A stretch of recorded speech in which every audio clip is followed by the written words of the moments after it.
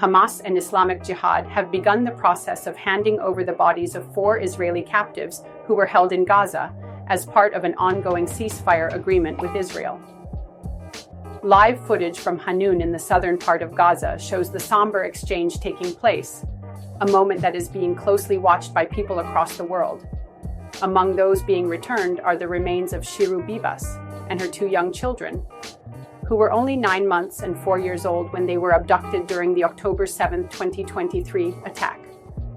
Their father, Shiru Bibas, was released on February 1st, after months in captivity.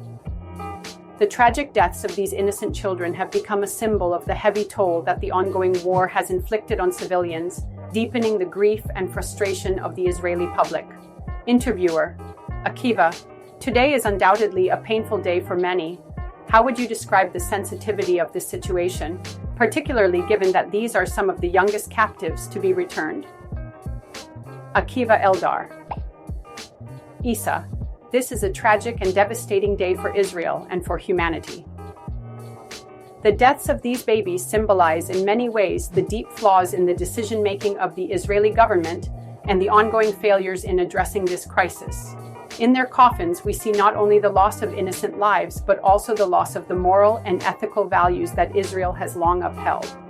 When Prime Minister Benjamin Netanyahu promised total and absolute victory, many in Israel supported the idea that military action would bring safety.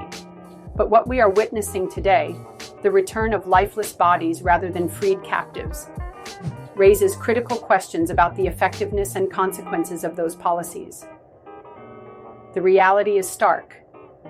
We are now receiving more coffins than we are seeing captives being returned alive.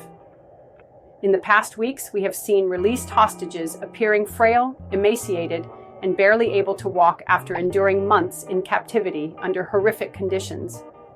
Many are reportedly suffering from severe malnutrition and illnesses due to a lack of proper food, clean water, and medical care while being held in Hamas tunnels. Every passing day means the risk of another hostage dying in captivity. And yet, despite the growing pressure from Israeli families demanding urgent action, the government's response remains slow and unclear. Interviewer: You mentioned Netanyahu. Given the gravity of the situation, could this pose a major political threat to his leadership? Akiva Eldar: Absolutely. Netanyahu is facing one of the most challenging moments of his political career.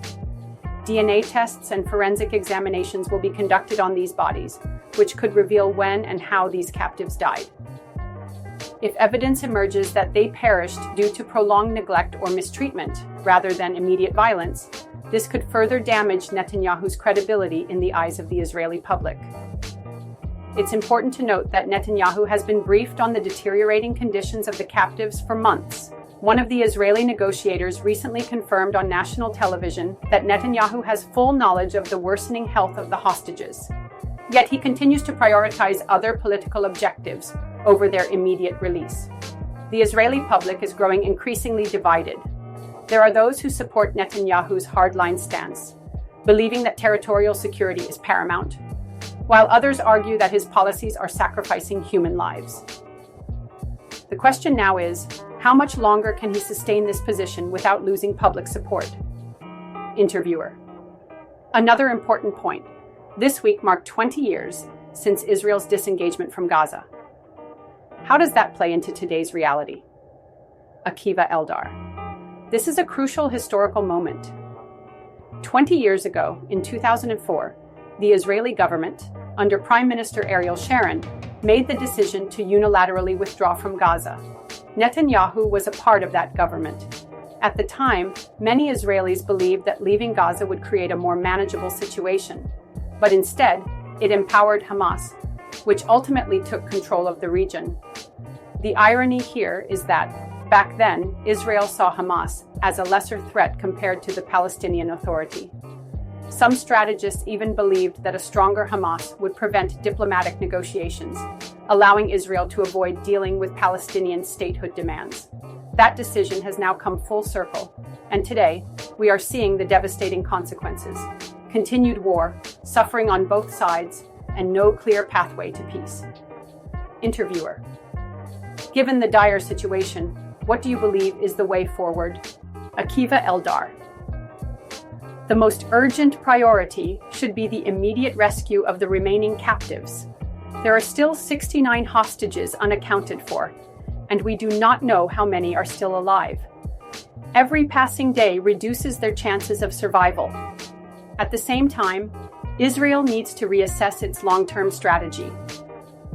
The cycle of violence has only led to more bloodshed, suffering, and instability. The challenge is finding a way to end the war without sacrificing more innocent lives, whether they are Israeli or Palestinian. The heartbreaking reality is that babies should never be casualties of war. As a society, we must ask ourselves, how many more innocent lives must be lost before leaders take a different path? Interviewer, Akiva Eldar. Thank you for your time and insights.